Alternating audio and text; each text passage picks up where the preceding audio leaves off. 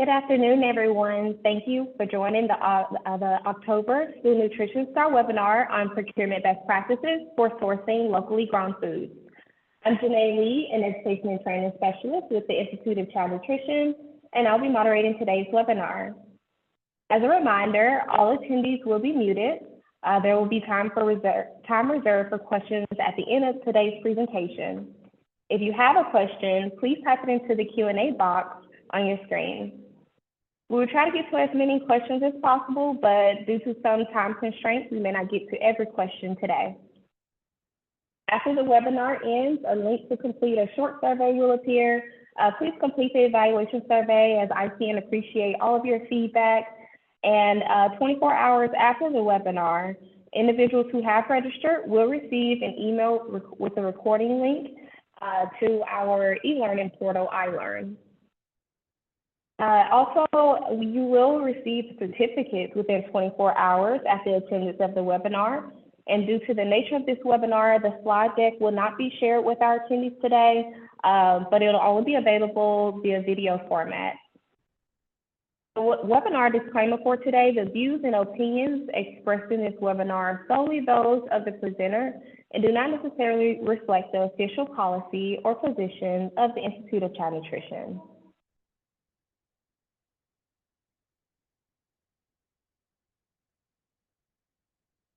ICN collaborates with USDA to host monthly School Nutrition Star webinars to provide attendees with training, real-life strategies of program implementation, and best practices for use in action plans and goals. Training topics, free resources, and educational materials can also be highlighted during these webinars to assist school nutrition professionals with navigating through the enhanced responsibility of school nutrition operations. Again, the Institute has made all past webinars, including this one, available on our e-learning portal, iLearn, and you can find that information at theicn.org/iLearn.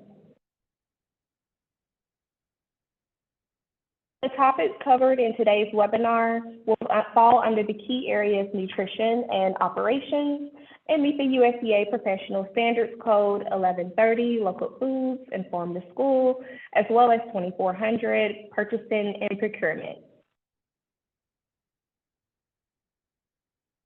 The Institute of Child Nutrition Applied Research Division invites you to participate in an online survey about food trends in K-12 schools. This survey builds on recent findings from a food trend study by ARD, which examines how often students in the school nutrition program eat popular foods. We want to hear what you know about these food trends to help improve school meals programs. So if you click the resources tab, there should be a link to the survey there, and then our team will also put that link in the chat.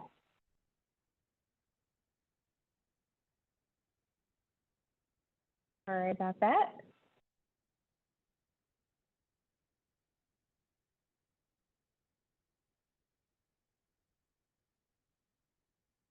All right, joining us for our speakers on the panel today, we have Emma Finn. Emma will be hosting our talk today. She has a master's in gastronomy and is a communication and training coordinator at Lunch Assist. You may recognize her from our previous work on climate-friendly school food initiatives with Friends of the Earth. Also joining us is Camille Diazo, one of our greatest speakers, as a senior consultant at Lunch Assist. Camille previously served as the assistant director of the Montana State Agency and was also a procurement reviewer, so she knows firsthand just how complex procurement can get. Camille also has roots in Farm to School and got her start as a food corp service vendor. Jen McNeil will also join us as a guest presenter today. Jen is a former award-winning school nutrition director and the CEO and founder of Lunch Assist. She previously worked at two school districts where they source over 50% of their produce from local farms. And also joining us will be Catherine Carnett, a junior consultant and training manager at Lunch Assist. She's also joining us to kind of sort of be our presenter logistics person on the back end for us. She's currently based in Rhode Island, but formerly worked as a school menu planner in districts across Virginia and Philadelphia. Kudos to Catherine also for pulling together the presentation you're about to see. And now I think I'm going to turn it over to Emma to get us started. Thank you so much, Janae. What a beautiful introduction. As Janae mentioned, I'm Emma Finn, and I'll be your host today. I'll be interviewing our resident experts here at Lunch Assist, Camille Biazzo and Jen McNeil. As Janae mentioned, if you have any questions during the call, please feel welcome to use the Q&A function, and we'll do our best to answer them as we go or at the end of our call. And before we get started, I did want to give another shout out to Catherine Karnitz. She is truly our slide wizard and sharing her screen today, as well as the rest of the Lunch Assist family. Today, we're going to be going over procurement best practices, specifically when it comes to sourcing high quality, locally grown food and supporting healthier, more environmentally friendly food supply chains. But before we get too deep into it, let's start with the basics. Jen, can you explain how might we define local? Yeah, happy to, Emma. And hello, everyone. It's so great to be here with you all today.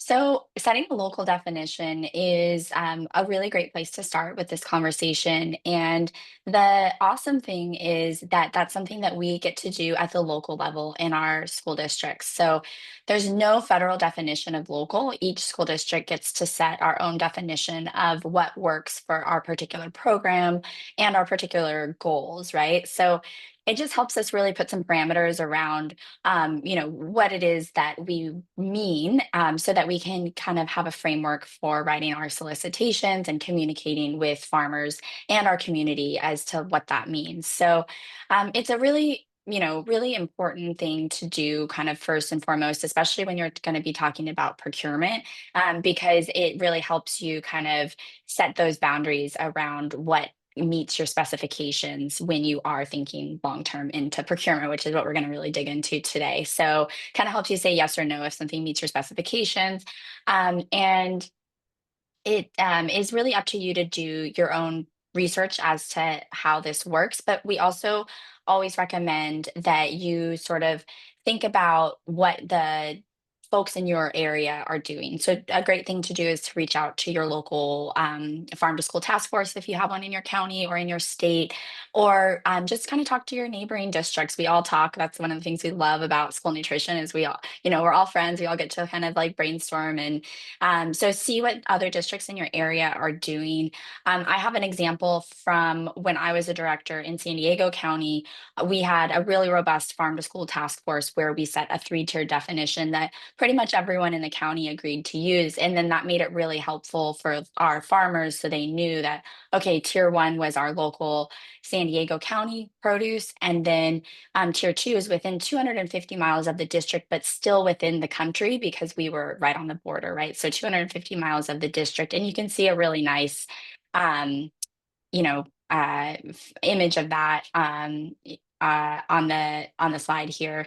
And then we had a regional definition as well. So we could kind of go out into our surrounding Southern California counties and then everything within the state. And we were really lucky there because we had so much produce available that we could pretty much source almost 100% of our produce from within the state and definitely like a huge amount within the county or region. So I know that it's different depending on where you are in the country, right? And what's available to you. But think about how that works and really kind of come up with something that works really well that you can kind of just write down and utilize in all of your bids and specifications. And also, you can use this on like marketing materials and communications with your wider school community as well.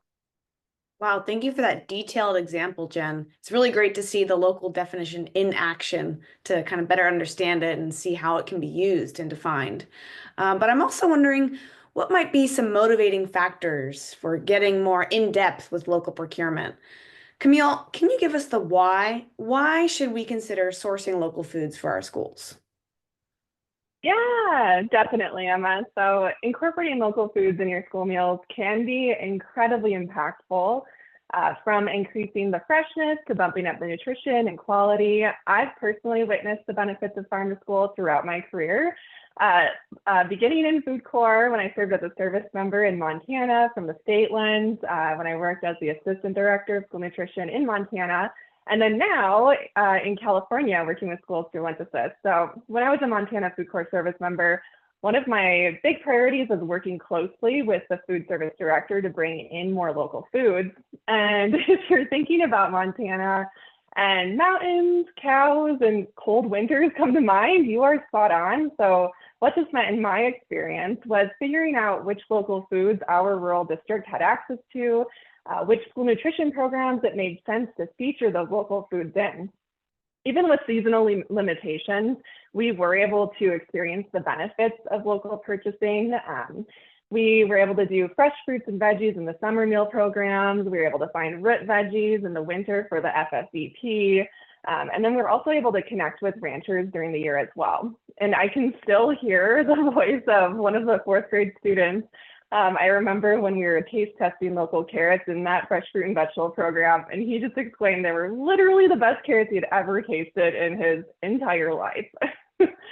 So additionally, when you're buying that local food, you're essentially procuring food with values in mind. So considering food values, it puts people at the center versus profits when you're making purchases.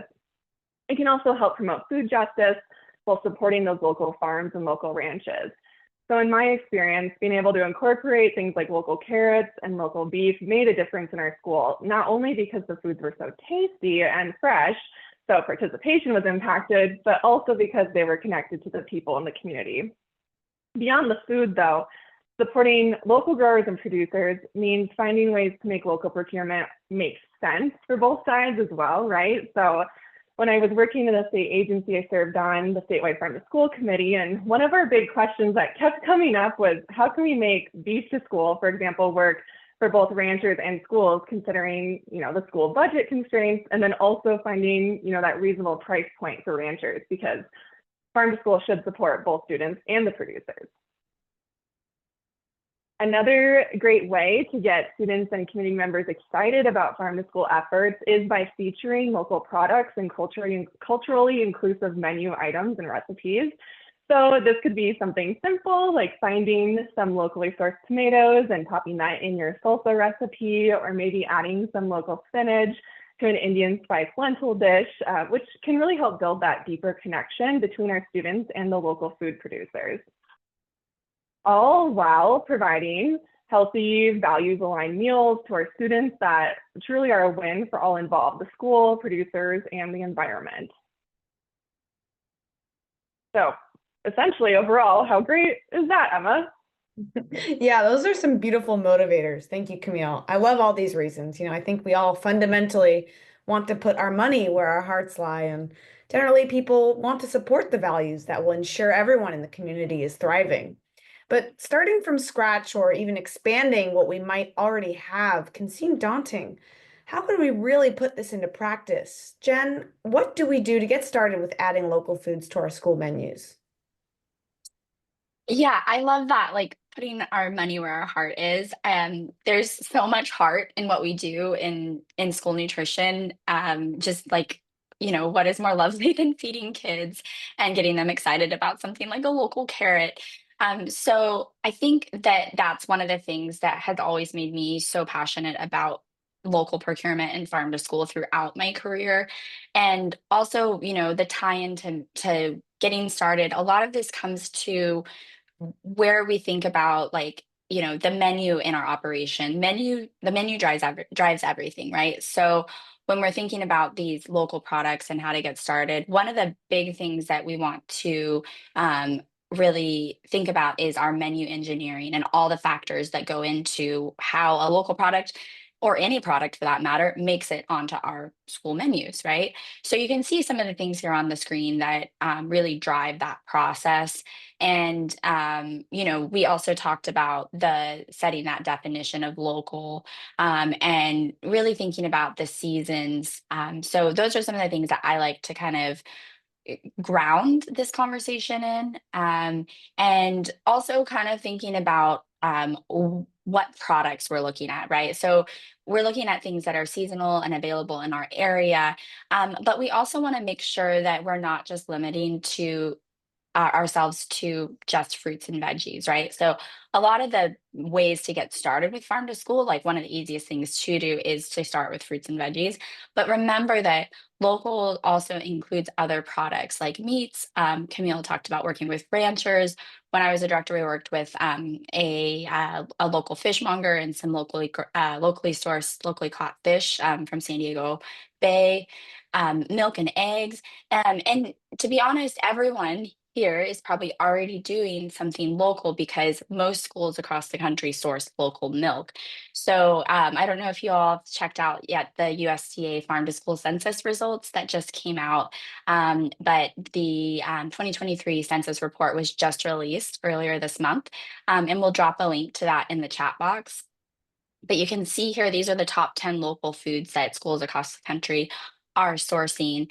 And nearly 3/4 of school districts have been doing something related to farm to school. So this is something that is just so wonderful to see. I've been in school nutrition now for 14 years, going on my 15th school year, and it's this has really increased, and it's so amazing to see the supports that go into farm to school, and to see how much of our food dollars, 16% of total food dollars that are spent on school nutrition are going into local foods. So, and that number is only increasing, right? Like we are on a mission to increase that number. And all of you here listening to this are part of that. So it's really, really cool.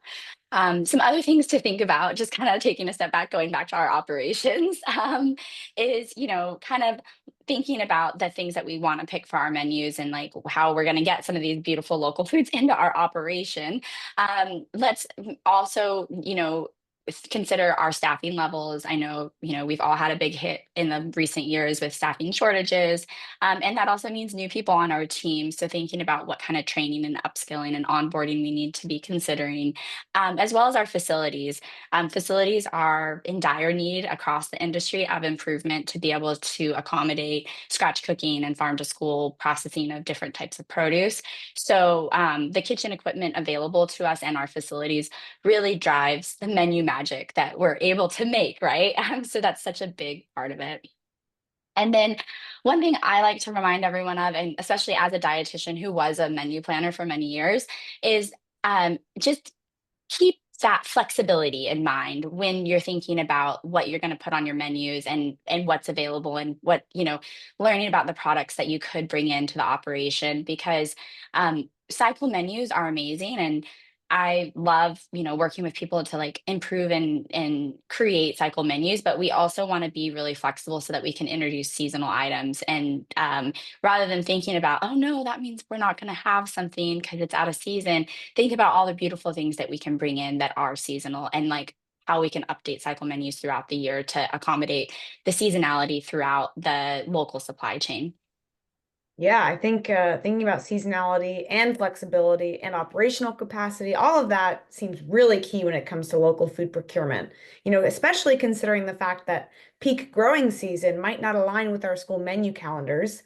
What are some helpful considerations for menu planning when it comes to featuring local foods? Yeah, that's so true. A lot of the peak season doesn't align. So that is another factor to consider. So when we are thinking about what we're going to be putting on our menus, we would be remiss if we don't, mention the USDA meal patterns and how local foods, and any foods again, fit into our meal pattern. So sometimes you might be procuring something that's new or that you haven't served before. So the best place to start is kind of an oldie but goodie resource, which is the USDA Food Buying Guide, to kind of see what size and what product, how it fits into your menu. So Camille, can you give us a little bit more detail about the USDA Food Buying Guide and why it's such a great resource? Yes, yes, the food buying guide. I'm sure this is a familiar resource for a lot of you, but as a quick refresher, the whole purpose of this food buying guide is to help us determine things like food yield information for our programs. We can also use the food buying guide to calculate the correct amount of foods to purchase, and then also figure out how do they contribute to your meal pattern? So that's super key.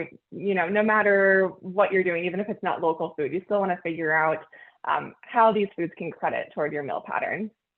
So digging into this a little bit further, when you buy using your regular produce vendor or prime vendor, you might be used to buying a certain size of product that credits a specific way.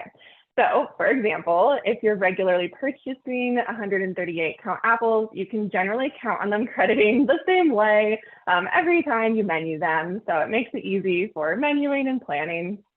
But what if you purchase a smaller sized apple from a local grower, which is, a great thing because kids do love smaller apples. This is essentially where the food buying guide can really come in handy and help you figure that out by the weight of the apple. So you know how much the apple ends up crediting toward that fruit component for the meal pattern.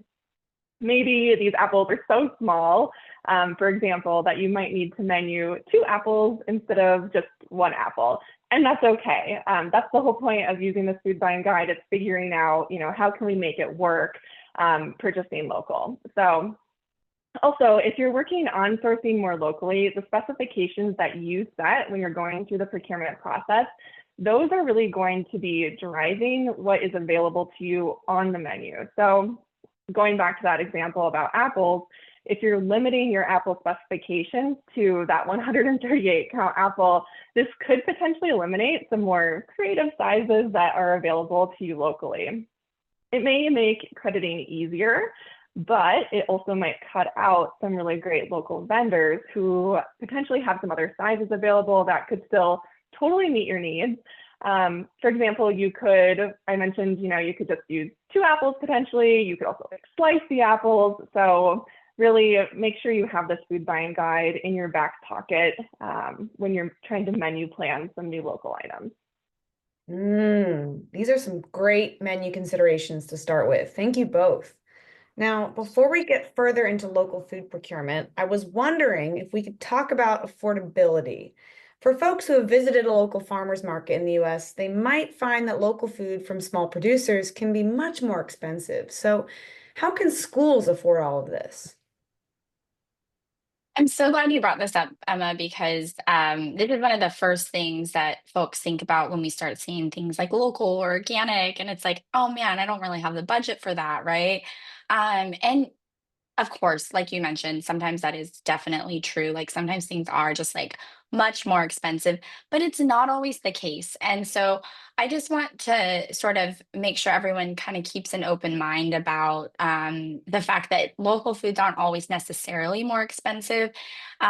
Thinking about where and when you source them and the partnerships that you build and the time of year that you're purchasing items, and even like Camille was saying, the specifications, right? So we don't always need the exact, like perfect, beautiful looking something or other because maybe we're using it in a recipe. Or like maybe we can do a little bit more of the processing ourselves. Like we don't necessarily need all the potatoes to be perfectly clean because we're going to wash them anyway. We can get some dirtier potatoes and get a really good deal on them from a local farmer. So, and bulk buying as well. A lot of us serve, we're the largest restaurant chain in the United States. So, especially those in a bigger district, how can you use your purchasing power to really benefit your program and also the local growers in your region who are going to get a better price? And that's the thing, like most of the time when we buy from a local producer, they're getting a better price 100%. Like it's, than when they sell to like the market or to a produce vendor. So just that's where we'll talk a little bit more about partnerships and stuff, but really building those partnerships and kind of seeing what's available and being also the person who someone can call when they have a bonus opportunity. Hey, we have all this. It's not going to go to market. Can you guys use it? That's where a lot of times people get where they get local foods for much less expensive. So it kind of can go both ways. One example we want to talk about is local beef. So, something like locally raised grass-fed beef is probably like in general going to be more expensive, right, than the other beef products that a lot of folks are purchasing. So, like I was saying, it kind of can go both ways, but that one's one that's probably always more expensive. But that doesn't mean we we can't use it in our program necessarily. Maybe we don't use it on all of our beef entrees, but potentially we utilize it in something like a spaghetti where we can stretch it a little bit further. And we also have other components that contribute to the meat alternate, like maybe there's some cheese that kind of helps, so you don't need the full two meat alternates.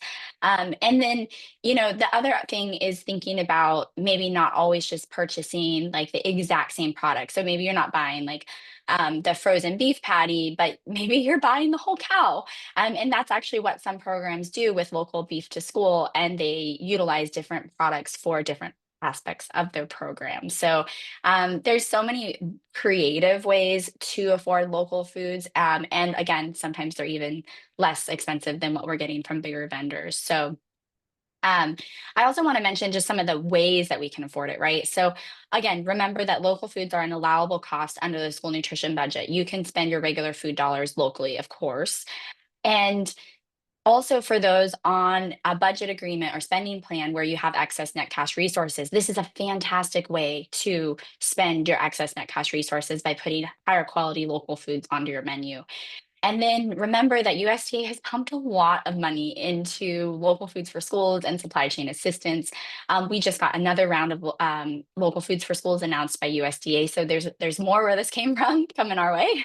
And then in some states, local foods are also available through the USDA Foods Commodities Program. So just check with your state commodity liaison, because you might actually be able to get these just as part of your typical like commodity allocation, which is not, exactly the same as like real money because you have to spend it on commodities. So if you have DoD Fresh or commodity foods available, you can use that commodity credit towards local foods if they're available in your state. So these are just some of the ways that people kind of can put this into their program, even if they're, we're all on a strict budget in school nutrition, but there are ways to afford it, which is really cool. Thank you, Jen. Yeah, it's great to see these tips and tricks. Definitely encouraging for us to start incorporating or maybe increase the amount of local foods on our menus. But another big factor that's front of mind for me, and I know might seem like a barrier for folks, is making sure to stay compliant, right? Camille, I was wondering if you could help us out with explaining what are the rules and regulations when it comes to local procurement. Yes. So since we're already talking about spending money, let's now talk about how to spend that money according to the rules and regulations. Because of course, running a federal nutrition program, coming along with that, you obviously have some rules and regulations that you'll need to follow. And as a former procurement reviewer, I'm going to put that hat back on. I could honestly chat about procurement regulations all day. I don't know if I should admit that, but I enjoy it so much, but here we are. So let's get into that. So one of the first things I really like to bring up right away is that there aren't any specific federal rules surrounding procurement methods or thresholds when you're procuring locally. All procurements, regardless of them being local or not, they all follow the same threshold regulations. That said, your procurement processes may be impacted by state or local rules. So for example, your state may have a lower small purchase threshold for when you need to actually go out to bid compared to the federal threshold. So always double check with your state agency. We're going to go through the federal threshold, but just as a reminder, just make sure that you're always consulting your own state regulations and local rules as well within the district. So you can see here that there are three major methods of procurement: micro purchases, small purchases, and formal purchases. So let's dive into the first procurement method we can use to procure locally. That would be micro. This one is the simplest, I'd say. Micro purchases can be really great because they don't have a lot of corresponding documentation really. So like no official quote, like price quotes are needed, as long as you consider the price to be reasonable based on your own research, experience, or purchase history. So you can use this option if you're planning on conducting a procurement that falls within that micro purchase threshold. This threshold currently sits at $50,000. It was bumped up federally just a few years ago. You can use this $50,000 threshold amount if you self-certify on an annual basis and maintain that documentation of certification. If you do not self-certify, you just default back to the $10,000 limit. So once again, your state may be following the $10,000 limit, or you may have to follow that lower limit for micro purchases, just as like a district requirement as well. So, but federally, you can be at $50,000 for a micro purchase. Moving on to our next option, you can see our pyramid image is growing, so each threshold gets progressively a little bit bigger. You would need to go with the small purchase method if when you're forecasting the amount that you're planning on purchasing is going to be over 50,000, so over your micro purchase limit, but then less than 250,000. Which is the limit that we'll get into next, where you have to actually go out to bid. So to conduct a small purchase, you need to develop product specifications. So it could be something like fresh, red delicious apples, 138 count, and then you have to go out and get at least 2 price quotes for the products that you're looking to buy. 3 price quotes is ideal, but 2 quotes is really considered competition. The perk of this option is that you get to choose who you request those price quotes from. So you need to go out and get price quotes, but it's up to you who you ask. Once you get the price quotes, the best price wins. So you need to then choose the vendor that provided you with the best price for the products that you were requesting through those specifications. You can get your price quotes verbally, like you can call people and get those price quotes. You can do it through writing, so sending emails to get price quotes. We do recommend, though, if you're getting those price quotes over the phone, keep a log to document those quotes to prove that you picked the best price vendor. If somebody like me, who is a former procurement reviewer, comes to visit you, I'd want to see just to make sure that you picked the vendor that was the lowest price. The final procurement option is formal procurement. This is a pretty involved process.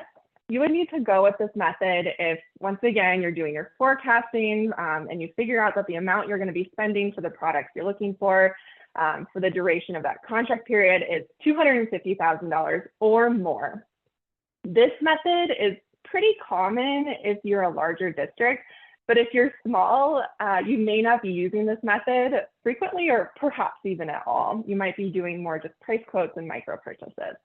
When you do a formal procurement, you need to follow some pretty specific steps and kind of do a bit more work on the forefront by putting together a formal procurement document that vendors then respond to. So that'll either be a request for proposal or an invitation for bid.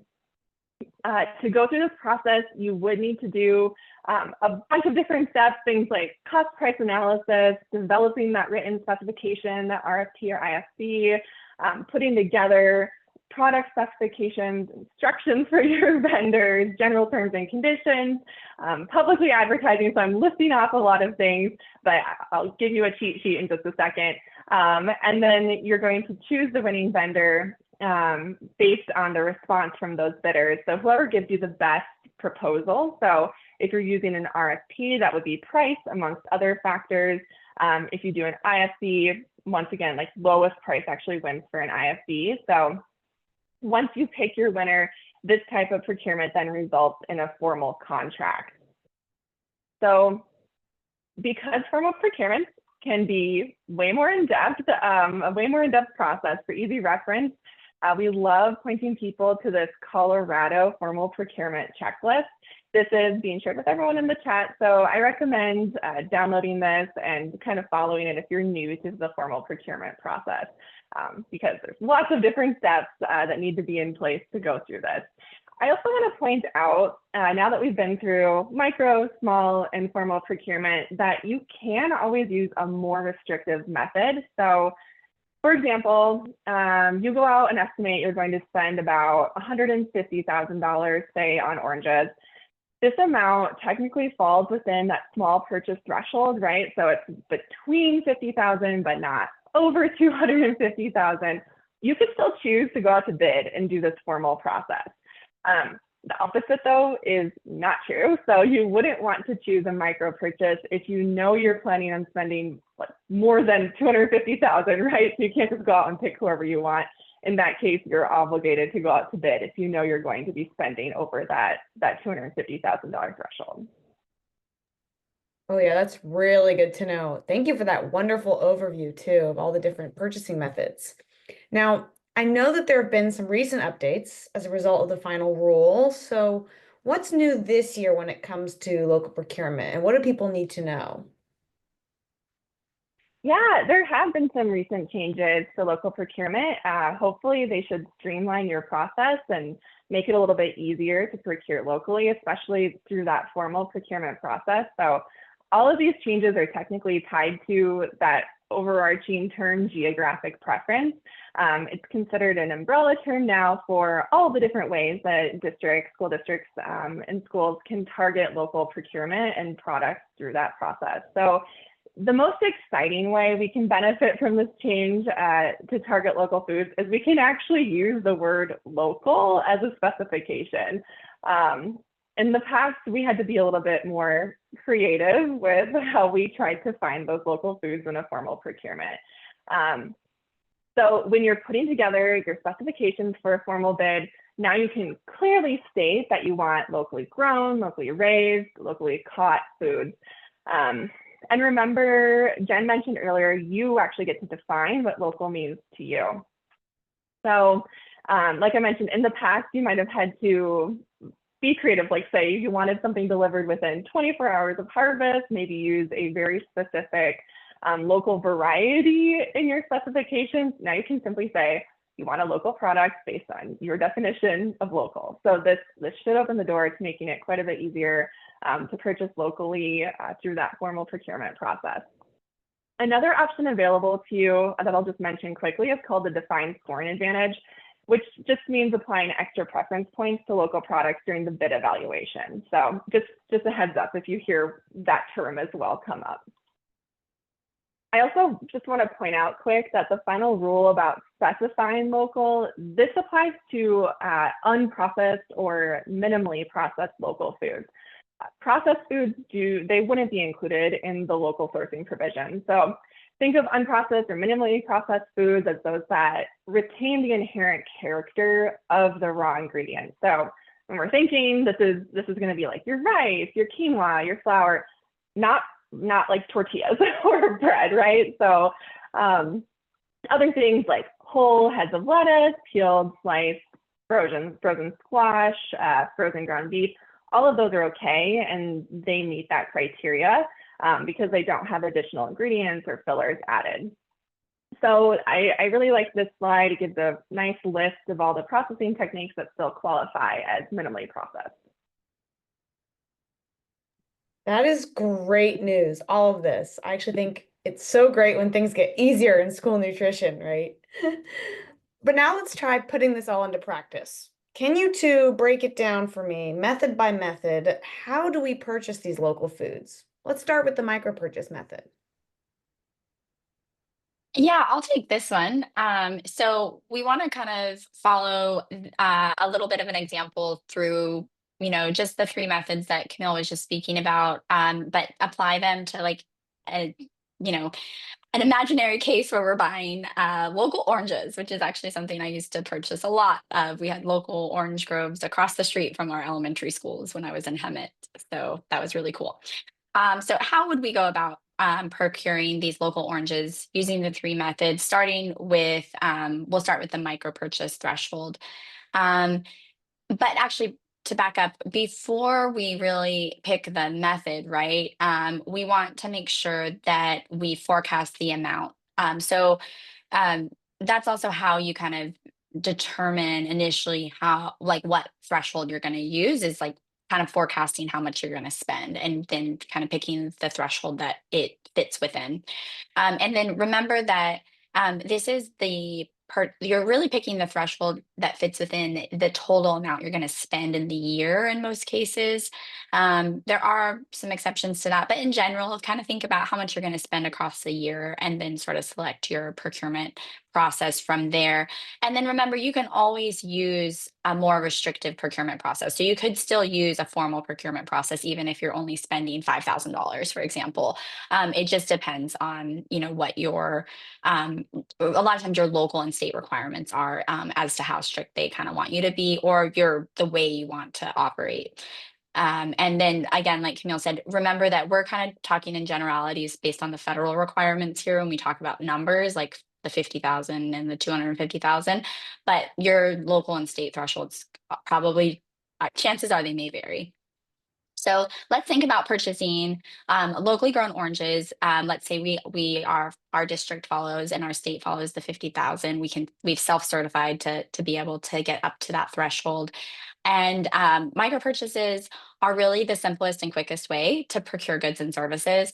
So really, if we want to procure local oranges and we know we're going to spend under our micro purchase threshold, we can kind of go out and purchase as long as the price is reasonable and as long as we're abiding by, our code of conduct, there's no conflicts of interest, and our local procurement procedures. So this is a great way to make one-time purchases or multiple purchases under the threshold as long as, we don't exceed that micro purchase threshold. Typically over the course of a year is what we kind of want to aim for. And so this is again like something that, let's say you were just wanting to get started with farm to school, or you are in a smaller district where you're not going to go over that threshold.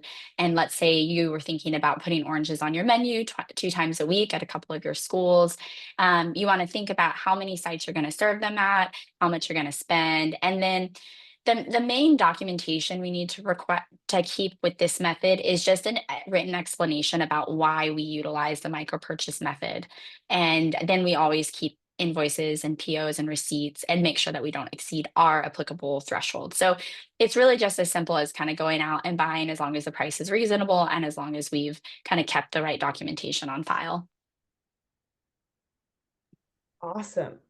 Well, thanks, Jen, for that overview. But I'd like to move into our next procurement threshold now.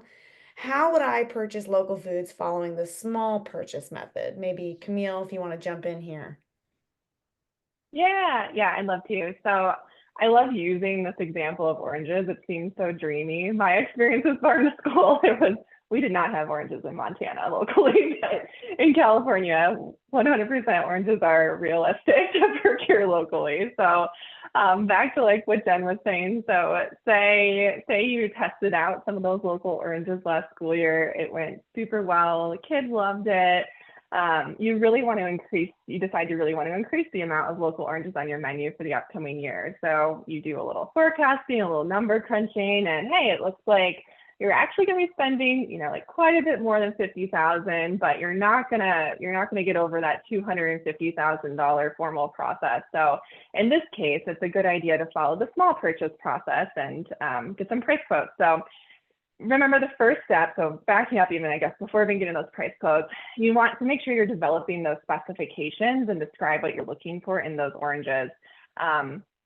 And so once again, like maybe you want to be a little bit more open-minded with what you include in those specifications so that you're not limiting, the options there, and you can get a local orange that will still meet your needs, but maybe isn't exactly like what you're getting from your typical produce vendor. So, and once again, once you have those specifications developed, then you get to go out and pick who you get those quotes from. So I know I mentioned this earlier, but this is really a key tip when you're using this method for local procurement, because you're going to go out and if you want local oranges, go find your local orange growers or local orange or co-ops that have local oranges and get your price quotes from them.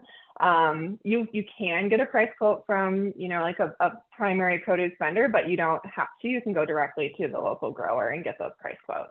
A reminder, make sure, if you're getting those price quotes verbally, that you keep documentation if you're not sending it through email. So when you're working with local growers, sometimes it's easier to give them a phone call, and that's totally fine. But for your purposes, remember, if you're going to get audited, you want to document that you got those quotes and what they were to prove that you're picking the best price. So that's kind of the last step here, is once you've gotten those quotes, you have to evaluate, those quotes and make sure that you're picking the vendor that gave you the best price for what you're looking for. One thing to point out here, so because price is your primary determining factor for who you pick, there's a risk that, like if you were Jen and you were buying these local oranges through a micro purchase from somebody you really liked working with, there's no real guarantee that vendor is actually going to win and you go out and get those price quotes. you still can get price quotes from a bunch of other local growers. You can kind of guarantee you're going to get a local orange, but it might not be the same person you were purchasing before because you do have to pick the best price. Got it. Thanks for that overview. It seems pretty straightforward. Now, last but not least, how do I follow the formal procurement method when it comes to purchasing local foods? Jen, can I pass it back to you? Yeah, I'll take this one.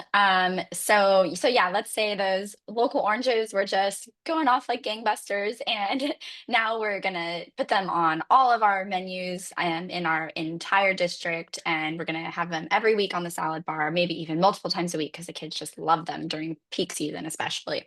So let's say we're gonna go over that 250 threshold. Or the other time you might want to use this is like Camille just mentioned, like maybe you have been purchasing from a farm and you know they're not necessarily the cheapest, um, and they might not win the small purchase price-based, evaluation, but they have some really great farming practices and they are super reliable vendor and you want to be able to evaluate more than just price.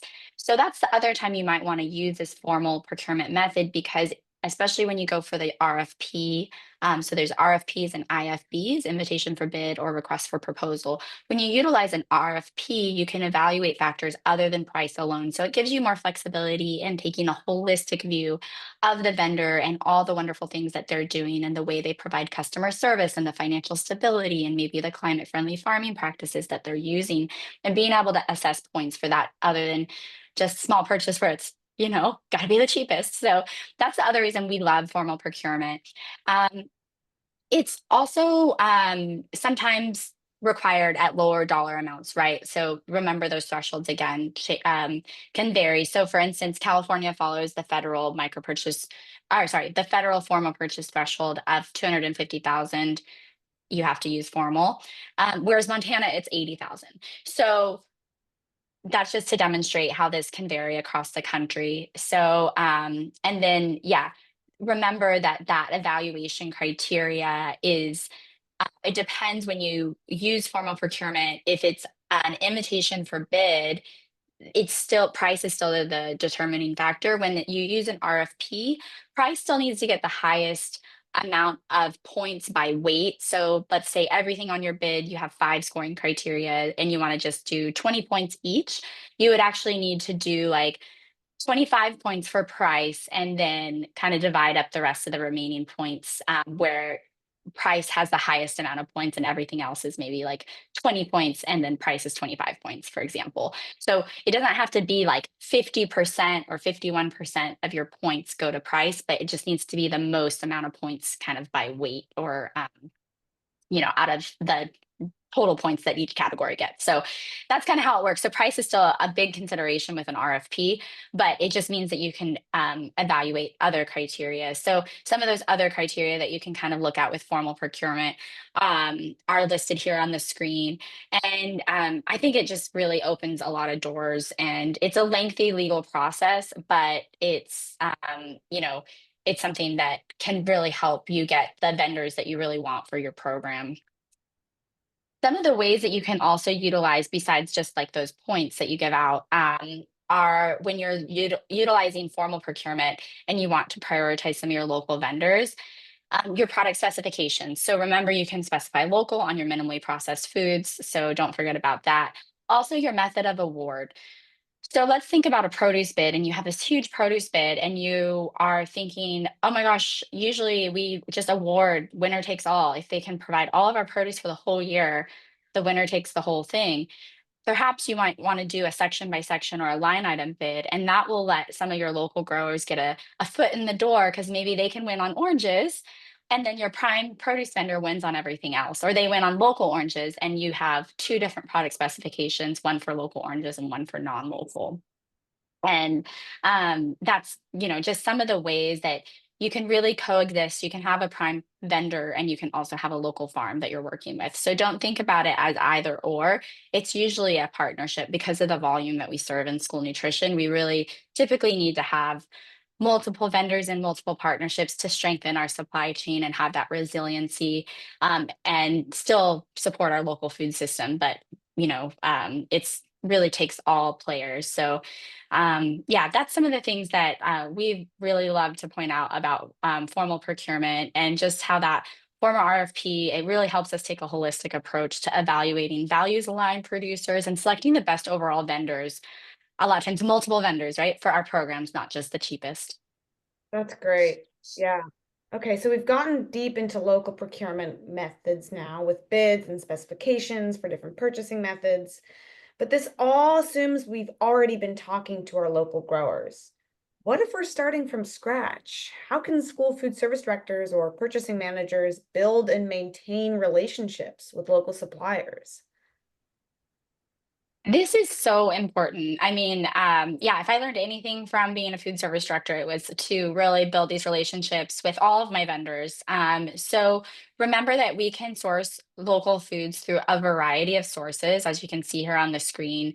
And, regular contact between all of our producers is really key for building those strong relationships. So I'm going to speed through this a little bit because I know we're approaching the end of our time together, but you can see here that there's so many ways to build these relationships. And there's also some really helpful topics to have conversations about with our local producers, especially, but really all producers, right? When we're talking about these things, like talking to all of our different vendors. When we're talking about local vendors specifically, a lot of the conversation can surround delivery and logistics beyond like the food quality and all of that.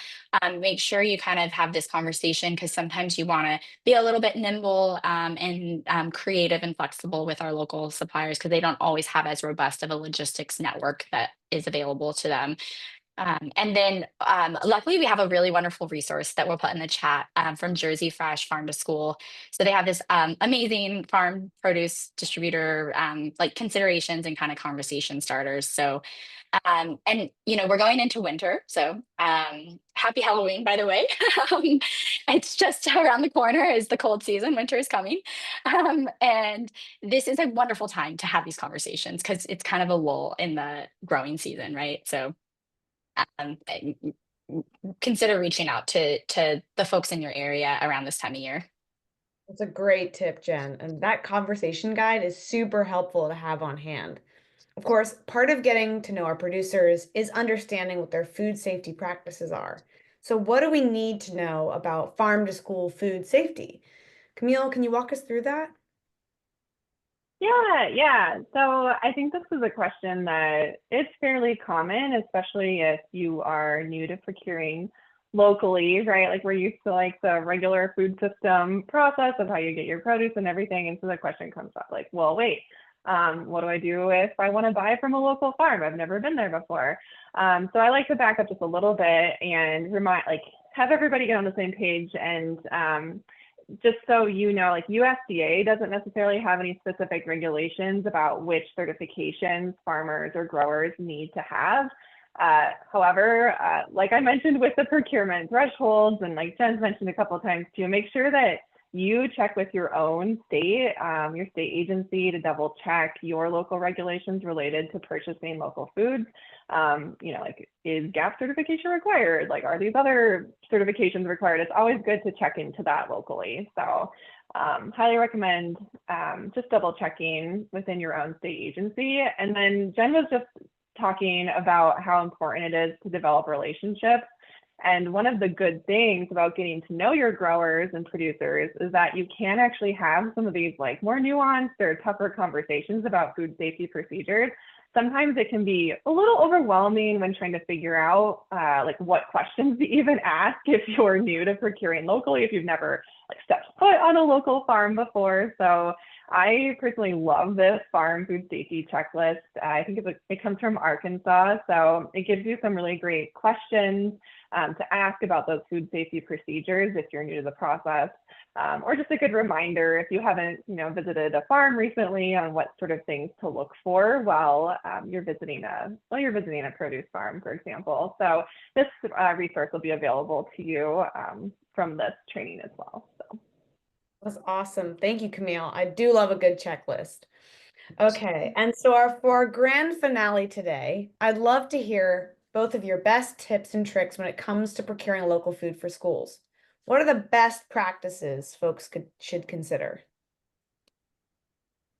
So I can start with one that just keeps coming up over and over. So I think we're going to do a little bit more work on this too to develop some more resources. But forecasting is such a big topic. Allie from our team was just at the HMI Fall Summit in Las Vegas. Many of you may have been there as well. And this just kept coming up over and over. So forecasting, really try to forecast your needs so that you can pick the procurement method that you're going to need for the upcoming school year. It's been very difficult in recent years to forecast, but you may also, this is really good to have these conversations with the producers that you're working with. And you may find, like, let's say our orange example, you may end up being able to purchase actually from 2 local orange growers so that they can meet your needs. And that comes back to forecasting, right? And then that also ties into contract growing. So forward contracting is allowable. And Camille, do you want to mention anything about this? Because that's something that people can get really creative with, right? Yeah, definitely. So for a contract, it's basically an agreement that's established with the farmer in advance of the growing season. So I think this can be a super awesome way to develop that relationship with the growers further. So it kind of allows producers to plan ahead for a larger demand, and plan according to your school's needs, while providing that reliable supply, and the school knows that you're planning for it. So I think this is a really great option if you have some growers that you've developed some long-term relationships with.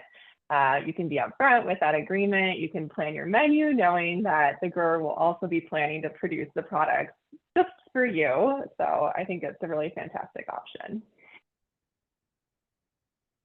And I think this also ties really well into thinking about your product specifications as well. Like we mentioned earlier, with local smaller apples or locally grown stone fruits, these items, are likely smaller than what you're used to getting from your regular produce company. That's totally fine. Those smaller items produce, they can actually be like a bargain, since big box grocery stores usually want like those larger, fancier grades of produce. So before you go out to bid, be sure you're writing those specifications to align with your program needs, and they're realistic for what's available in your area. So really overall, you might need to adjust your specifications to align with what you're looking for when purchasing locally in order to attract more of those local growers. And then to kind of tie this together, it's really important, we've mentioned this a few times, like when you're communicating with growers or producers, maintaining that reliable communication and documenting what all has been discussed. It can be helpful to have it in email, but like we mentioned, sometimes you can just keep a log if you're keeping price quotes or reminders of the conversation. Those phone calls are really great for like ironing out details and collecting information, but it's really good to get like final order and purchasing information confirmed in writing. I mentioned this a little bit earlier because sometimes it's harder for farmers to actually send an email or do something like that because they're farming. So it's not really like where they spend their time in front of a computer. So it's a good idea. Like I said, just keep that log yourself as well. It can be helpful for, future procurement reviews to document your process, and then potentially even clear up miscommunications or discrepancies about orders.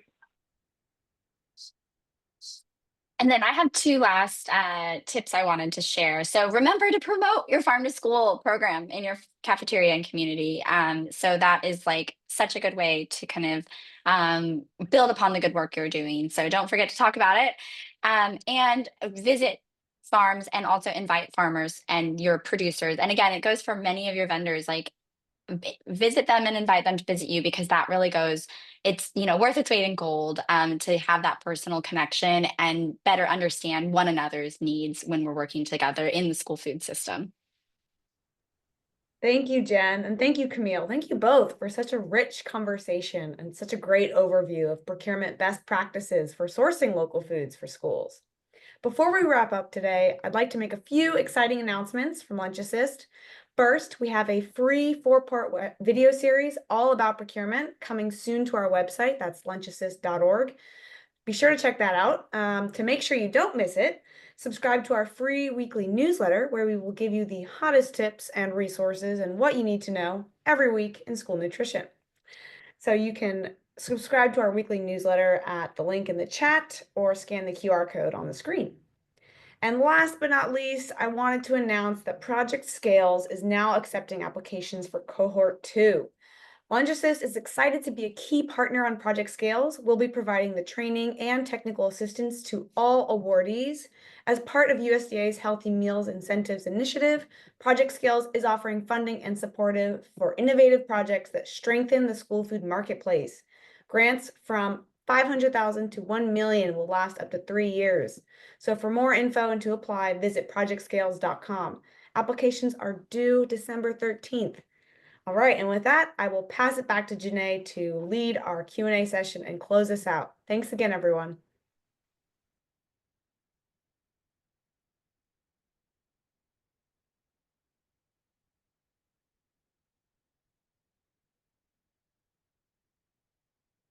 Wow, that was such an awesome webinar. I appreciate you all so much for giving a plethora of information to our audience today. We are limited on Q&A, but I just wanted to highlight some of the questions that we got in, just because you guys were a great audience for sending in your questions, so we appreciate that. Actually, I kind of want to open up to you all. Were there any questions that you wanted to highlight that were answered? I know there were some comments as well. There was one that someone said they just wanted to throw out a recommendation that it'll be awesome to have a follow-up presentation for farmers as well, to kind of educate them on how to get in the door for food services and procurement. So that's an awesome idea, Wes. We really appreciate that. Another one was Joanna. She asked if it required to seek growers with a GAP insurance, and we had an awesome Q&A specialist in the background answering that. And so she said it is strongly encouraged to use vendors that have good food safety practices.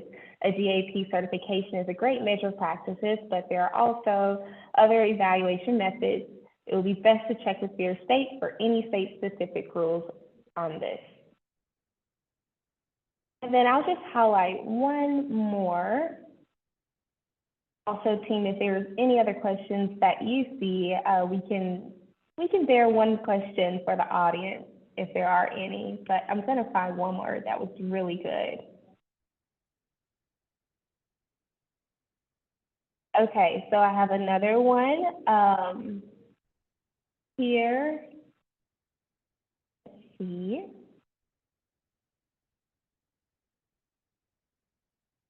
Okay, so this was also explained during the webinar, but one person asked,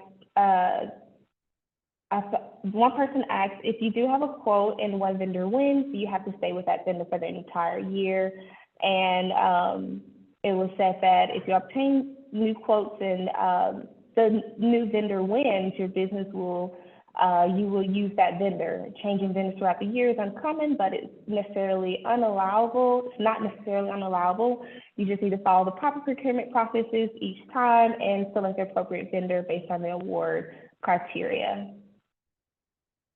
And so we are limited on time, but I want to thank all of the attendees for joining us today. I just have one reminder that I want to share with everyone before we end today. So just a reminder, this webinar has been recorded and can be viewed on the e-learning portal iLearn. The webinar certificates will go out in the next 24 hours. And please complete the evaluation for this webinar, as ICN appreciates your feedback. And if you have any questions, you can contact our help desk at theicn.org. And we appreciate you for being here today. Thanks again to our panelists for being here as well. We appreciate you for joining us today. All right, y'all. Have a good one. Thanks, Janae.